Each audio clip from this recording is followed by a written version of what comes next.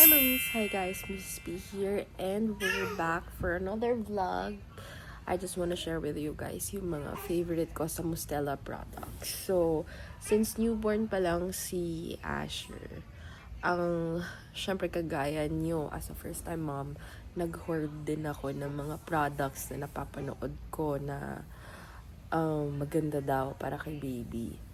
And true to its claim naman, but meron kasi mga certain products, siguro based on just from my experience and my preference as a first time mom, may mga products lang ako na iilan na siguro nabili noon na I think may ibang alternative naman na products na mas cheaper. Kasi as you know guys, most of the products are a bit expensive or medyo pricey talaga sila.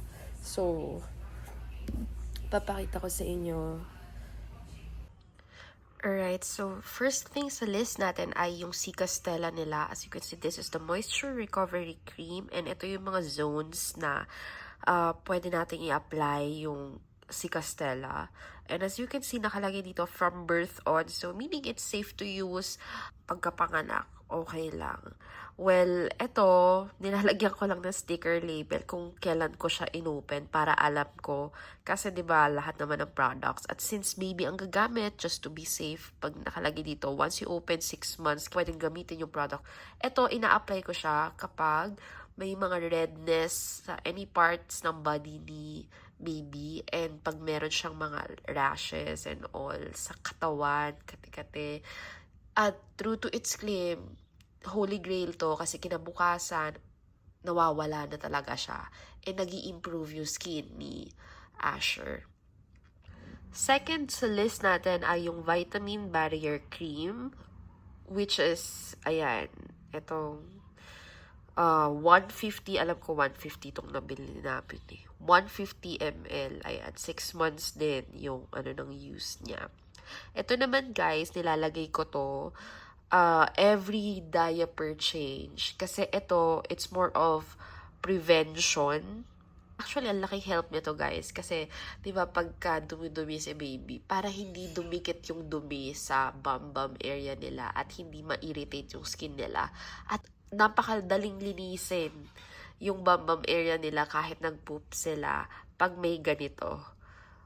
Tapos hindi pa nai-irritate yung kanilang nappy area. So, prevention to para hindi ka magkaroon ng rashes or any skin irritation dun sa part na yun.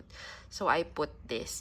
While yung Cicastella na, guys, yun yung pag meron kang rashes or may mga redness na nag-a-appear. Kahit sa face, nilalagay ko to. Kasi usually, di ba, sa umpisa, ni baby, nagkakaroon siya ng may mga ibang baby na nagkakaroon ng mga red spots sa mukha, or sa leeg, sa likod, katawan. Ayan, I put this one. Third sa list natin guys ay itong Soothing Chest Rub nila for discomfort, moisturizes, and soothes. So, favorite ko to and ang dalas nitong ma-out of stock. So, pag nakakita kayo ng ganito, bumili lang kayo guys. Ito, gamit ko siya since newborn si baby kasi ito yung parang kapag kinakabag siya, nilalagay ko to sa tummy area, sa likod, sa chest area kapag sinisipon siya or yung parang uubuhin siya sa tingin yung ganun or nilalamig siya sa talampakan. Ito yung nilalagay ko. Safe kasi siya. So, 'di ba kasi pag baby, bawal pa yung mga Vicks or anything na may menthol. Ito, nakaka-soothe talaga siya kasi even trinay ko to sa akin. So, may mean na effect siya pero safe siya. Ito yung safe version for babies. And nakalagay naman dito, ayan o. From birth on, newborns out of NICU. So, ito yung ginamit ko hanggang 3 months si Asher. So, I still have 2 more left product from Mustela here. And ito yung no rinse cleansing water at saka yung isang no rinse cleansing milk. Hinuli ko tong product na to kasi ito yung mga products from Mustela na I think hindi ko masyado or gano'n nagamit. Iba-iba namang preference yan for mommies. But as a first-time mom, based on my experience, hindi ko siya nagamit kasi newborn pa lang si baby. More of ang sinasuggest nila lang talaga is yung warm water and yung cotton ball. So, eto kasi may amoy na to eh. So, may mga babies kasi na sensitive sa smell kahit mild pa.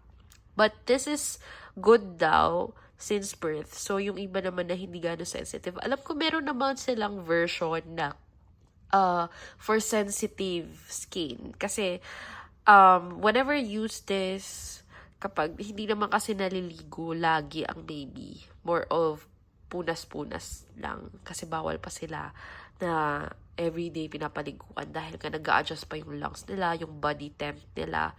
So, pag ginagamit ko to, hinahalo ko lang din siya sa water. Hindi ko siya ginagamit na purely eto lang.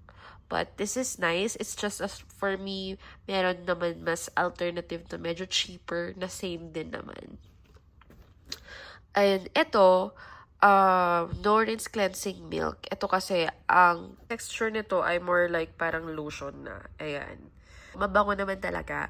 Ito, nilalagay ko to sa bum area niya after niya mag-poop. Kapag, ayun, I think, may mga time kasi nung lumalaki na si baby, parang may time na kahit punasan mo ng warm water, minsan may naiiwan pa rin na amoy. Pwede rin naman siya from birth on.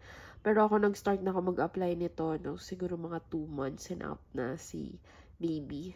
Nung newborn, pa lang, warm water pa lang. Ganon. So, Norin's Cleansing Milk. Ito, hindi ko na to hinahaluan ng water. It's just this. Nilalagay ko to nun sa mukha ni baby at saka sa bum area. And, minsan sa leeg. So, ayun. Yun lang. So, ito yung mga Mustela products. And this two, ito yung I think meron namang mga alternatives sa market na mas cheaper price na same din naman yung effect at same din naman yung purpose or nagagawa. While itong tatlo na to, I think these are the items na ire-repurchase ko. Ito, for some mommies, pagtungtong ng 3 months and up, you can just go for the Baby Vicks, yung may nakalagay na 3 months and up.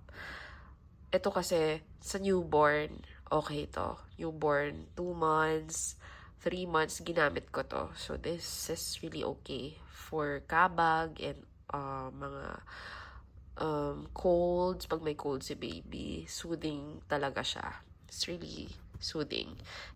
So, these two are the items na hindi talaga mawawala sa aking diaper change. Hindi pwedeng mawala. Kasi sobrang gamit ko sila. And sobrang effective nila para kay baby. I don't know, baka hiyang lang din talaga si little one dito. But, I really swear these two products. Ayun lang guys, I just shared the products that I love from their line. From the line of Mustela, and I hope nakahelp ako sa mga mommies din, first-time moms na nagde-nesting and nagpa-plan ng mga list nila, what to buy and what not to buy. Sa mga other mommies na may mga experience na rin sa mga products or any alternatives, you can comment down below your suggestions para makahelp din sa ating other mommies. So, ayun lang guys. I'll see you sa other vlogs natin.